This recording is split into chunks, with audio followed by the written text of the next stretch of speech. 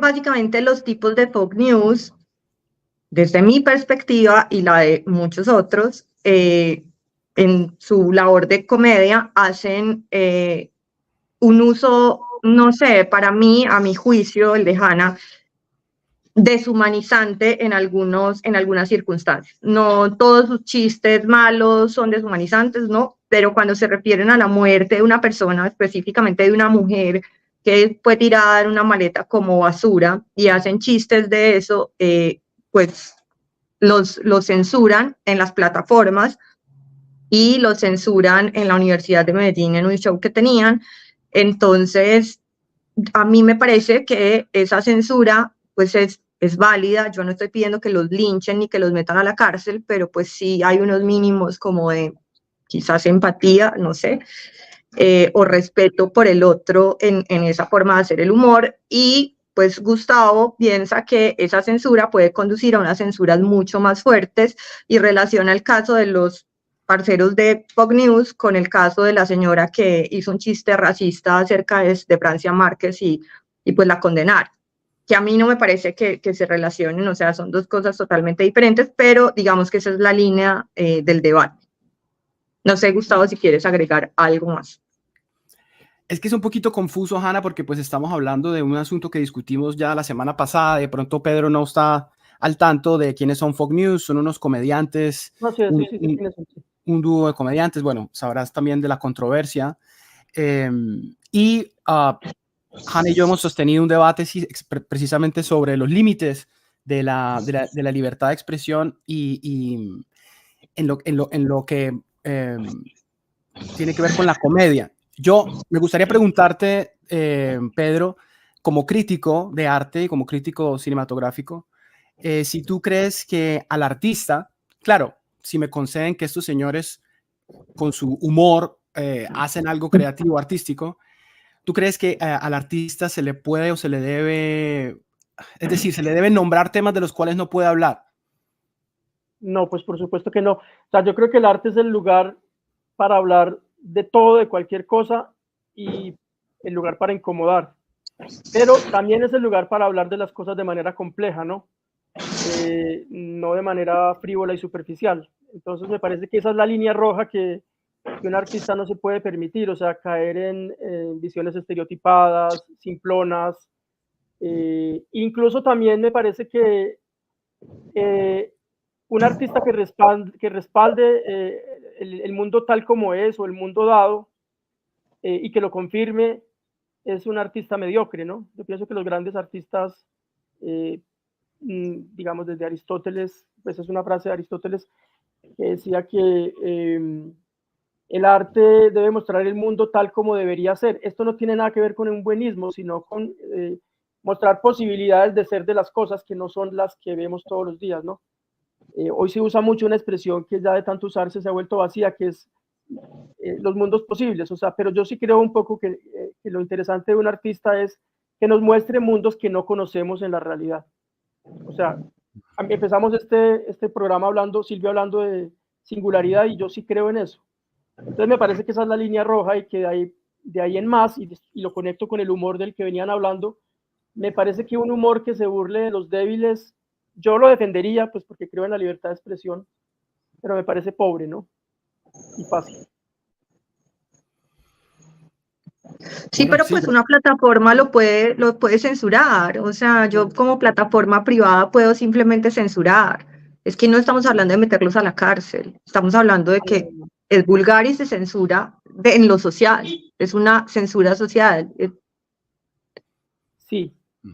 Sí, pues y también yo creo que en realidad ellos ganan muchísimo. Bueno, todos estamos jugando a la polémica, todos estamos jugando a la economía de la atención y estamos jugando en esas ligas y digamos que también me parece muy empobrecedor para el debate que siempre se hable de lo que ya se está hablando, o sea, como hay una tendencia en el algoritmo y en las redes sociales y es que es como una bola de nieve donde se sigue hablando de lo que ya se estaba hablando.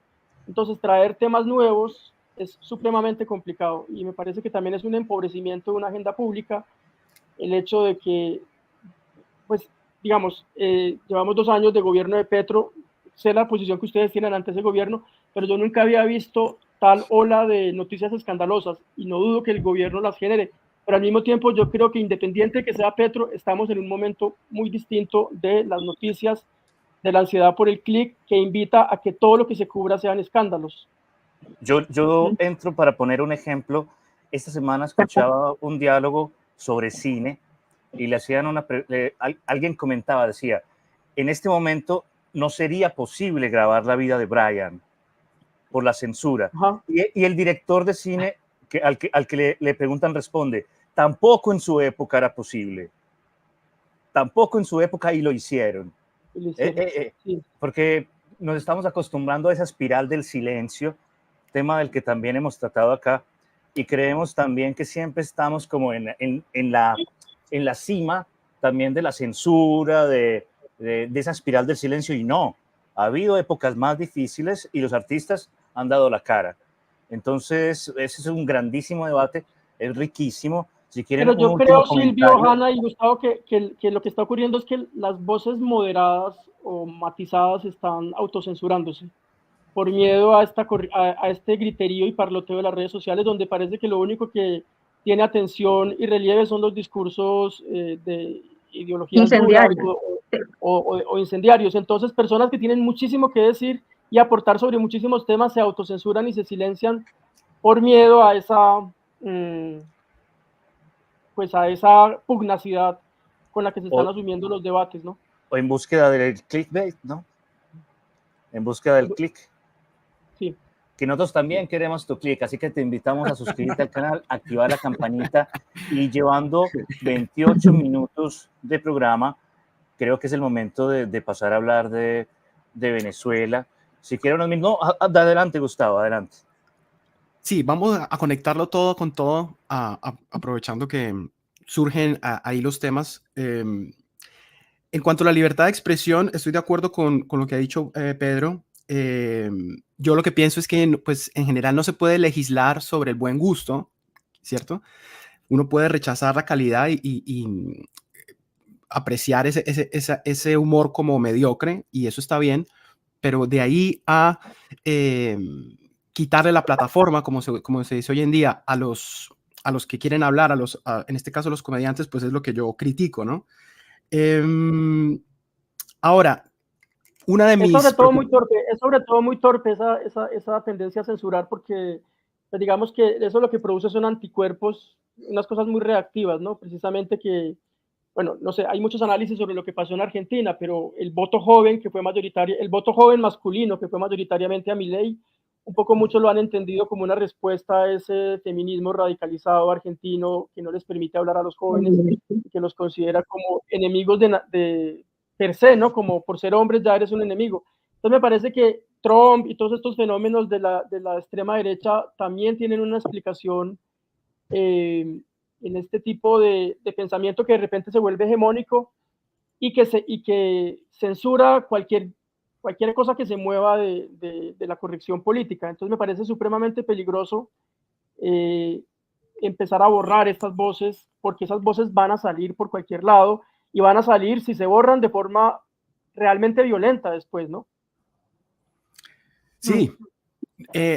Aquí en Estados Unidos, digamos, la política hoy en día está marcada por esa actitud reaccionaria, ¿no? Es cierto que muchos de los votantes de Trump, y sobre todo en esta campaña, pues están reaccionando en contra de lo que ellos consideran extremismo de izquierda, la filosofía woke y la censura, ¿cierto?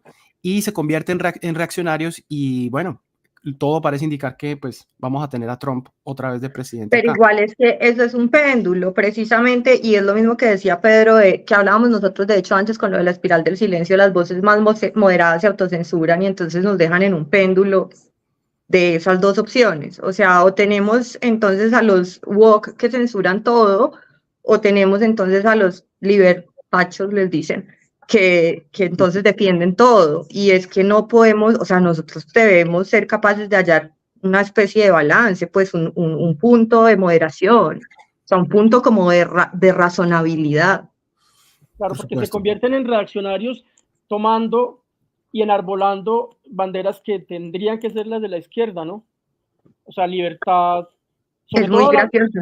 Sobre todo la idea de libertad, entonces quedan con un relato que debería ser asumido precisamente por la izquierda, de una manera muy hábil. Entonces nos van a quedar, a la gente que se reconoce como progresista, y yo tal vez pudiera reconocerme como tal, nos vamos quedando sin relato, nos vamos quedando sin sustento, ¿no?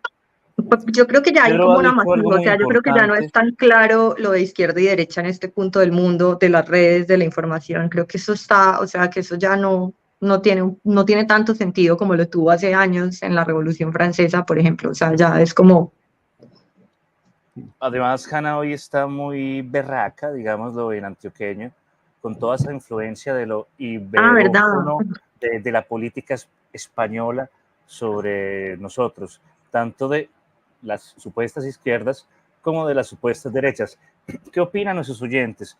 Yo creo que ya sí es el momento de pasar a hablar sobre Venezuela, compañeros. Llevando 32 minutos de programa, podemos hacernos la pregunta y hacerle la pregunta a nuestros oyentes.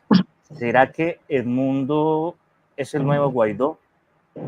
Los invito a opinar, a activar la campanita. Gustavo nos contaba que de niño viajaba a Venezuela a hacer el mercado y escuchaba el aló presidente. ¿Cómo es el Aló presidente? Sí. El aló presidente, donde Hugo Chávez se prestaba de su oratoria, émulo de Fidel Castro, de esos discursos de 8 horas que a la gente pues tanto la emociona. Pues sí, emociona ver a alguien con esa capacidad, claro que emociona. Y bueno, estamos en un momento en el que ese es